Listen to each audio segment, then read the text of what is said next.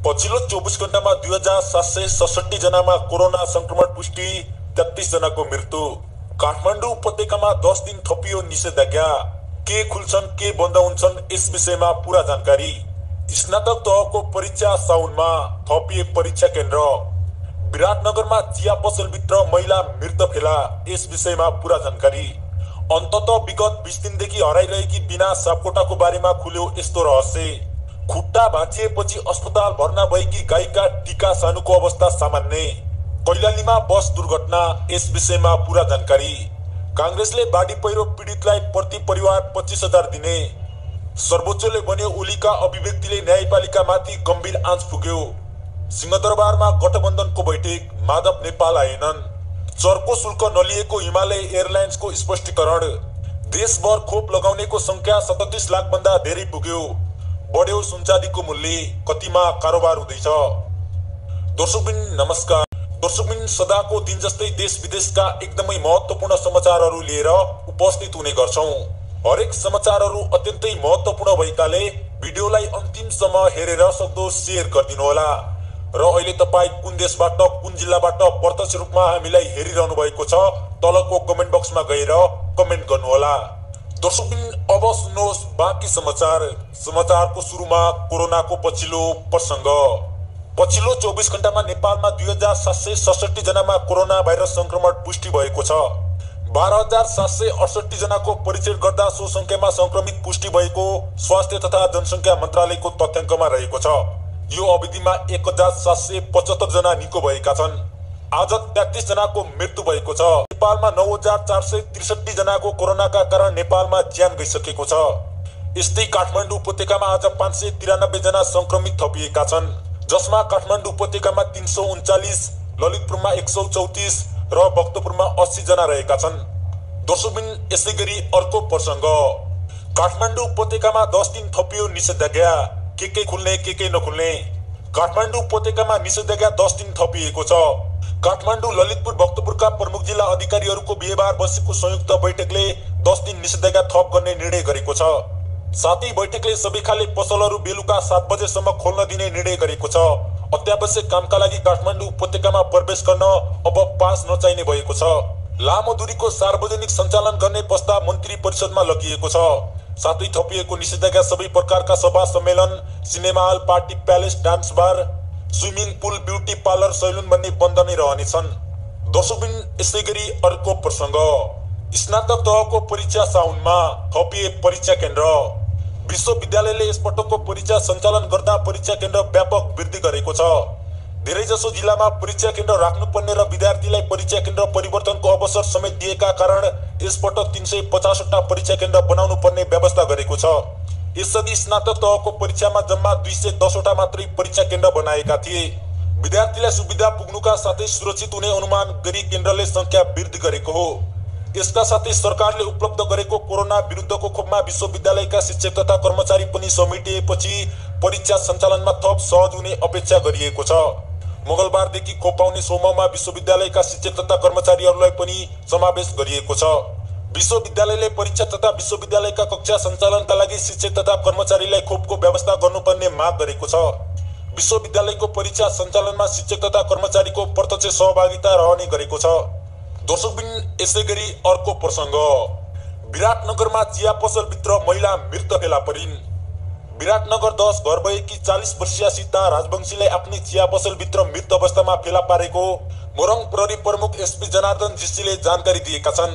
उनका अनुसार दिउँसो 12 बजेतिर पसलभित्र भुइँमा घोप्टो परेको अवस्थामा मृत भेटिएपछि घटनास्थलबाट आवश्यक कानुनी प्रक्रिया पूरा गरेर पोस्टमार्टमका लागि कोशी अस्पताल लगिएको छ। प्रहरीका अनुसार राजवंशीको पसल बिहान खुल्ला थियो। भित्रैबाट ढोकाको चुक्कु लगाएको चिया पसलको भुइँमा घोप्टो परेर लडिरहेको अवस्थामा शव भेटिएको थियो। शव पोस्टमार्टमका लागि अस्पताल लगेर घटनाको अनुसन्धान भइरहेको छ। दर्शकबिन यसैगरी अर्को प्रसंग। अन्ततः विगत 20 दिनदेखि हराइरहेकी बिना सापकोटाको बारेमा खुल्यो यस्तो रहस्य।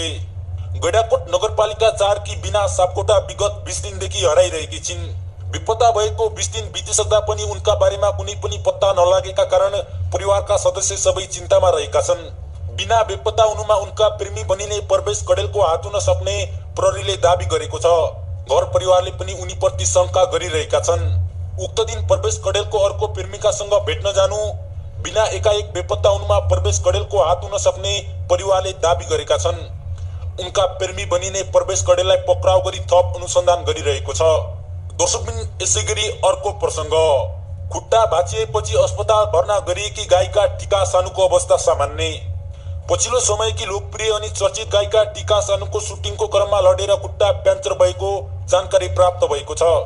बुधबार गीतको भिडियो निर्माणका क्रममा सामान्य रूपमा लडेकी सानुको खुट्टा भाँचिएको हो।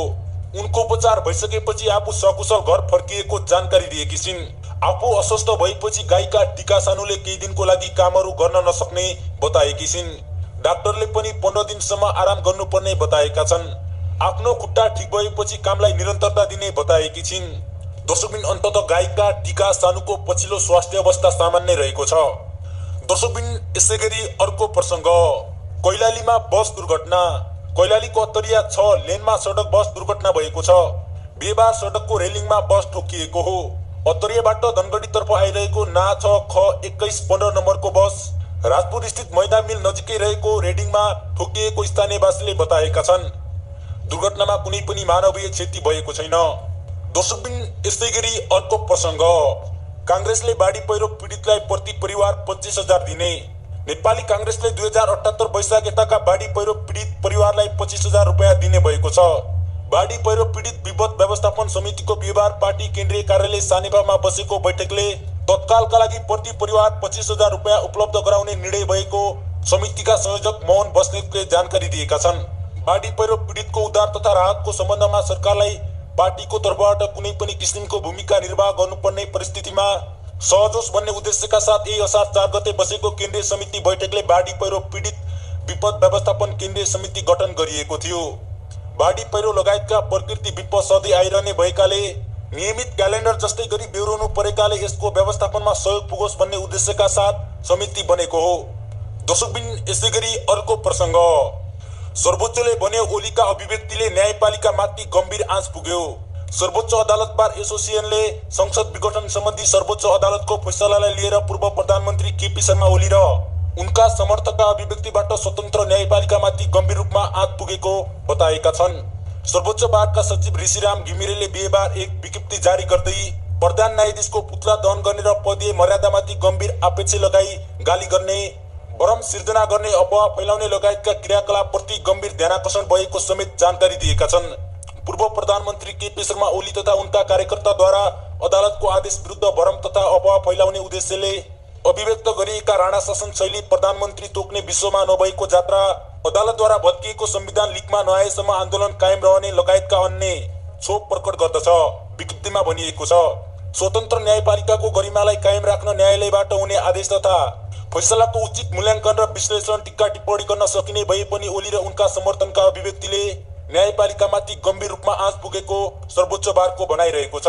संविधान र कानूनको व्याख्या गर्ने क्रममा नेपालको संविधानको धारा 126 को उपधारा 1 र धारा 128 को उपधारा 2 ले दिएको अधिकार प्रयोग गरी संविधान, प्रचलित कानून र विधि शास्त्रीय मूल्य मान्यता र सिद्धान्तका आधारमा सम्मानित सर्वोच्च अदालतद्वारा गरिएको आदेशको सम्मान गर्न र सो आदेशको विरुद्ध कुनै पनि किसिमका अमर्यादित गतिविधि नगर्न सम्बन्धित पक्षसँग यो बार गहिरो आग्रह गर्दछ, सर्वोच्च बारले विज्ञप्तिमा भनेको छ। दर्शकबिन, यसैगरी अर्को प्रसंग, चर्को शुल्क नलिएको हिमालय एयरलाइन्सको स्पष्टीकरण। नेपाल चीन संयुक्त उद्यम एयरलाइन्सले काठमाडौँदेखि दमामसम्मको उडानका क्रममा चर्को मूल्य वृद्धि गरेको भन्ने समाचारको खण्डन गरेको छ। कम्पनीले विज्ञप्ति जारी गरेर हवाई उडानमा चर्को बाँडेर क्वारेन्टाइनमा सेवा शुल्क लिएको भन्ने सञ्चार माध्यममा आएको समाचारमा सत्यता नभएको दावी गरेको छ। एयरलाइन्सले सत्यबिन समाचारको तथा आधिकारिकतालाई पुष्टि गर्न चुनौती समेत दिएको छ।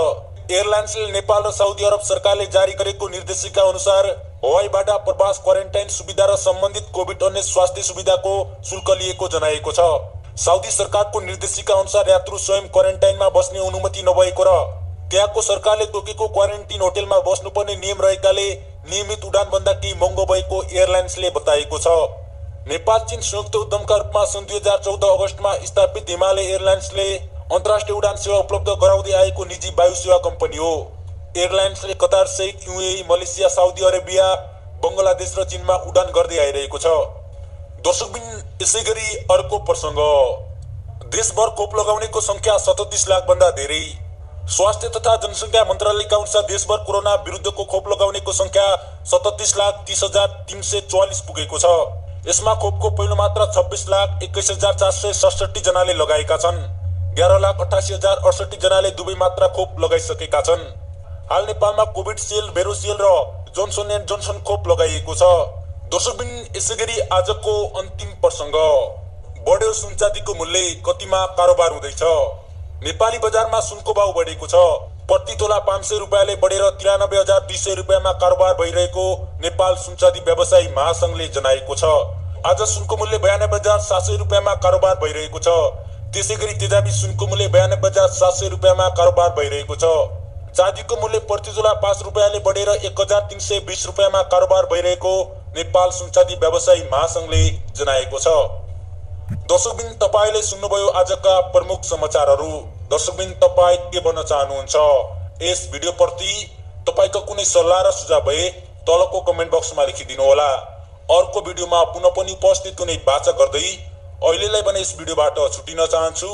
तपाईको दिन शुभ रहोस्।